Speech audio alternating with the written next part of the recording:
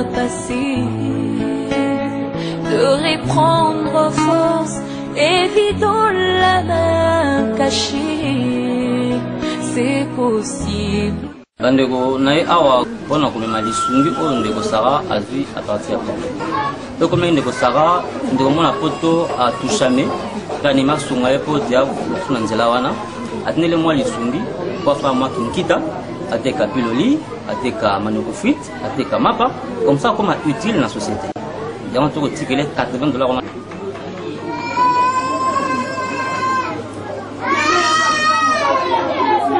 Ndeko Janora na Londres, merci na $80 tindenga za mapambola, merci apa baby. Si ton corps aussi. Mama oyo bozali komona zali na handicap na nzoto kasi ye feti na ye le 8 mars afetaki yango nde lobi tangu nzola kisombe oyo bana Kishasa bazali ko benga sosabidimbu alekelaki ekuna mama oyo asengaki nzola kisombe papa sunga ngai paske nazali na problème velo ya malonga ezate nzola kisombe nzoka tango aleki kaka wana mbala moko akoti na kata ya magasin tango azozongela mama oyo directement ayeli moto électrique chargeable nde bozali komona yango azali kopesa ye avec impact na idéologie liboso ya bandeko bazalaki pembeni wana ezalaki esengo ya kosakana te parce que mama oyo azwi moto ya kitoko tala ye moko ndenge ameki kotambola nango boyoka lokole. Toujours dans le cadre de la mort de la femme, maman on a salé un passe. La coutela inae dans le dos sabakus nangai, alele lingai, conseil sinamenga conseil sawa. Ezama wa ensemble da sala ki foto tuta naye. Ndena zole la ya butu moyi mutaotindi kazate na komanda kona lembi na zola libanda na veranda. Nzambe akanisa ye pe apakisela mitolebi. Tala baksio ya malamu pe ya bolingo ebosanaka jamais na motu ya moto nzola kisombe banda bandi kokaba pe kosunga ezali se signe ya bolingo oyo aza nango na bakongole nyonso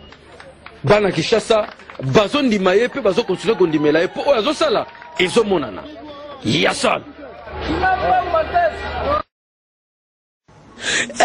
ye azali molobeli ya bana Kingabwa Yaoundé ye nani Simon Masiala oyo bana nyonso ya Kingabwa Yaoundé na komina limete babenga Kasai Monde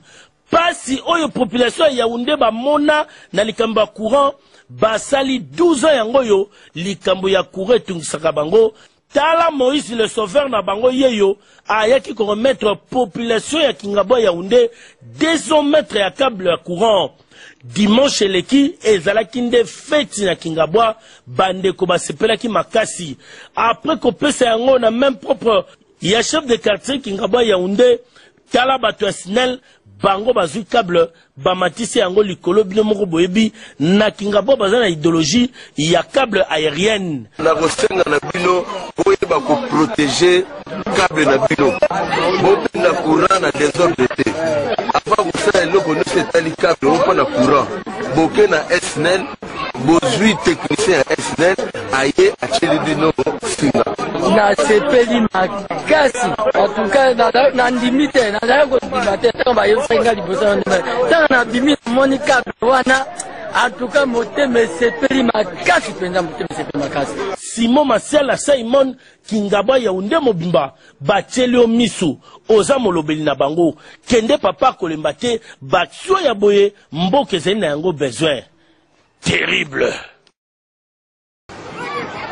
Fiston Saïsaï, président ya groupe Saïsaï, apesi esengo na bana nyonso ya Badara. Descente na ekuna esalemaki avec impact na idéologie, na cadre ya 10e anniversaire ya groupe na Saïsaï, ye a préféré aya ko fêter na bana ya Badara. Tango akomi kuna tout droit akiti na école oyo babengaka école ya bitoko. Condition oyo bana batangelaka awa etushaki Fiston Saisai makasi lokola lanaki on la journal Lingala Facile akiti kuna bayambie na directeur école oyo ba faire visiter botela modèle école ezali nama wana pasi komona keza ya bitoko baba ezalaka te ba tableau ya malonga te batolo kutu tika na yo ba utilizaka nde maputa pona kokima moyi tanga bimili banda Fiston Saisai apesi message na ye na bana nyonso ya badara pe na école oyo mais lokola zali comédien monene ya République démocratique du Congo démonstration pe salemaki kaka kuna na kati.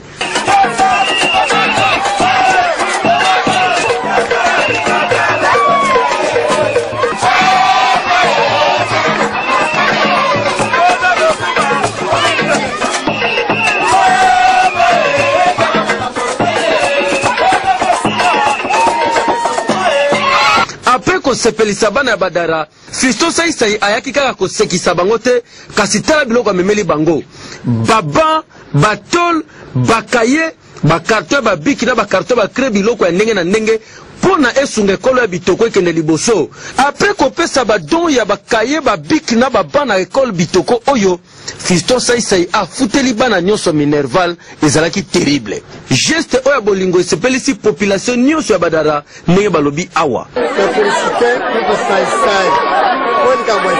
aza politicien te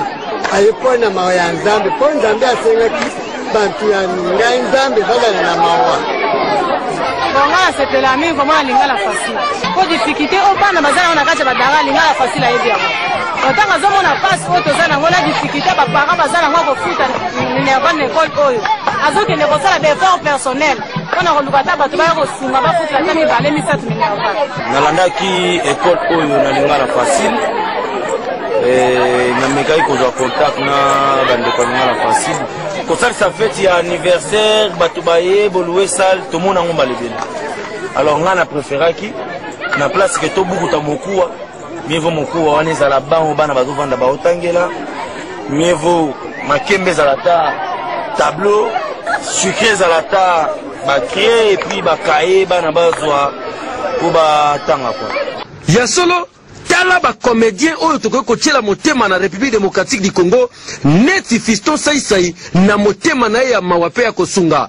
ntango alongwe kuna kobima zolinga bima na badara famille moko ye mbangu kobelela yeke papa biso oyo toza na problème bakufisaki mwana bango depuis 4h du matin ti ba 16h baza na mbongo ya kokunda te Fiston Saisai asimbami lisusu na motema oyo azalaki nango apesi famille mpona bakunda mwana bango ndenge sengeli match mpona Fiston Saisai pardon bolukela yango kombo asekisa bato na Congo asunga lisusu bato geste malamu ekolanda yango oyo terrible.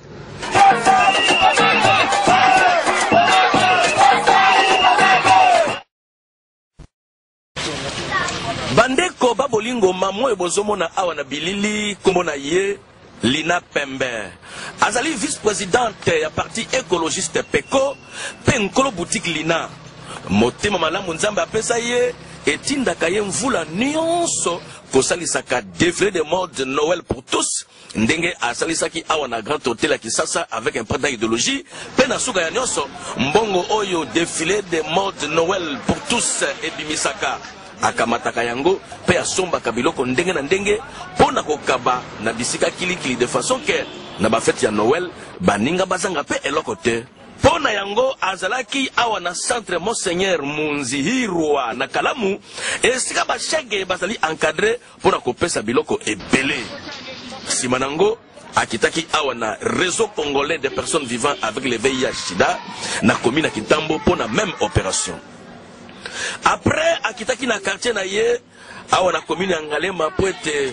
baninga na bazwa mwa loko sombele suka bisanga ezalaki nde awa na pédiatrie ya Kimbondo na Mongafula oyo ekumba makana père Igo. Après visite oyo asalaki na bâtiment ndenge na ndenge apesaki bango biloko oyo abongisaki mpona bango avec un peu de idéologie mpona kosukisa boyo kalokito ya lokole ya mama Lina Pembe maboko pete. biso pe toye kokulakisa ke non oyo bapesi biso biso pe toye kobakisa kopesa na bana na biso bafete Noël lokola bana nyonso mwana Jésus azalaki moke na berceau na ye baye komona ye baye kopesa ye biloko biso pe oyo Nzambe apesi biso tokoka kokabola na baninga match eza très bien ndeko ya Kongo pamali na pembe oyo azali komerite kobetela ye maboko mpona kimaboko pete na ye parce que soki yete mbele bandeko ebele bakokaki kozwa mwa eloko te mpona banoel oyo ale pika mikono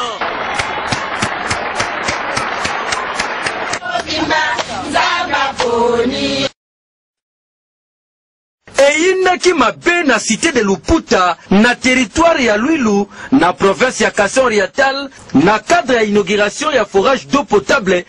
oyo bandeko ya ONG ADIR oyo elakisi action pour le développement des infrastructures en milieu rural na présence ya bakonzi ebele tomonaki ministre ya développement rural Philippe Okunji gouverneur ya Kasai Oriental Alphonse Ngoika Sanji na banotable ebele ya Luputa na maloba ya coordonnateur ya ONG ADIR Dominique Sowa ye mingi akendaki mpona kosenga na population nyonso ya Luputa bayeba na koprotege mpe kobatela ouvrage oyo basaleli bango kitoko kutu mpona koprotege yango malamu atie komite moko oyo babengi na kombo ya SIREP bango nde bakobanda kolandela makambo nyonso basala suivi soki pane ezwami bayeba nini ya kobongisa kasi mai oyo bozali komona mpona koluka ezala bien entreteni bakonzi ya ONG ADIR batie mwa monta moko ya mokie na population bafutaka mpona entretien ya forage oyo soki ofuti 50 francs congolais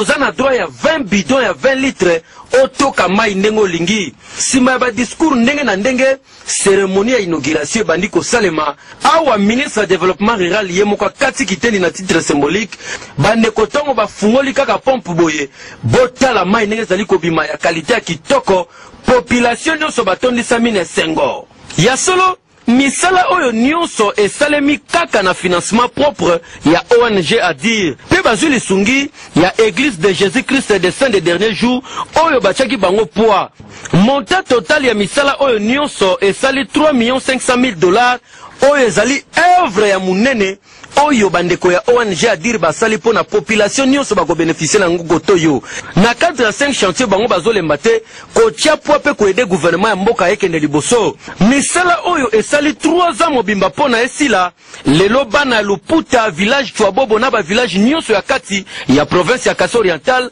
bazali deja komela mai oyo ya kitoko grâce ya ONG ADIR asaleli bango tala gouvernement congolais ba ONG ya kosoutenir yango parce que baza ba congolais bazosala mpona intérêt général ya ba congolais nyonso ONG ADIR tondimeli bino po bien-être ya ba congolais ezotala nde bino match oyo na cité ya Luputa ebetamaki Ntunga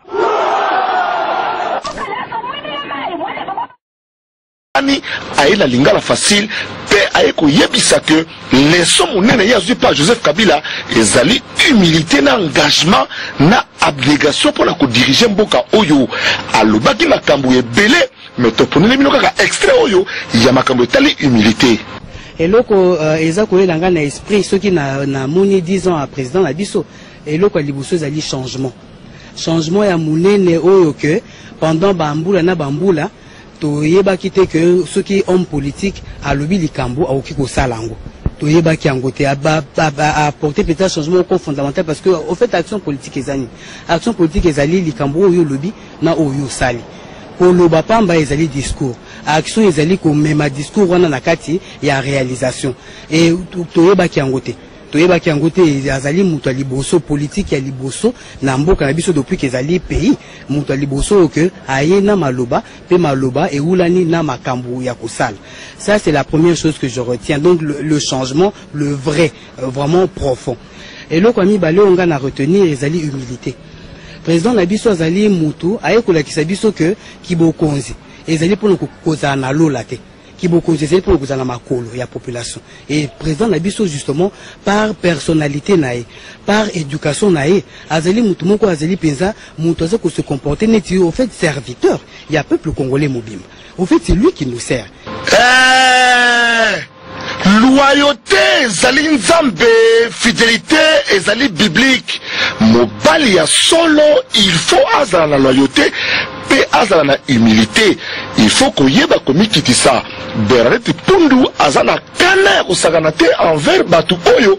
baza kozanga humilité face à Joseph Kabila, alors que bazwaki ba poste baleba mbongo ba détourner basi ya bato, mais lelo ba ko telema pona kozala contre Joseph Kabila oyo asali musala ngeke liboso. Bernadette Mpundu lobi ye humilité chef de l'État ezali source d'inspiration pour le développement Congo. Et Abisso, la sol. Et puis tout ça peuple moko que bato okil suko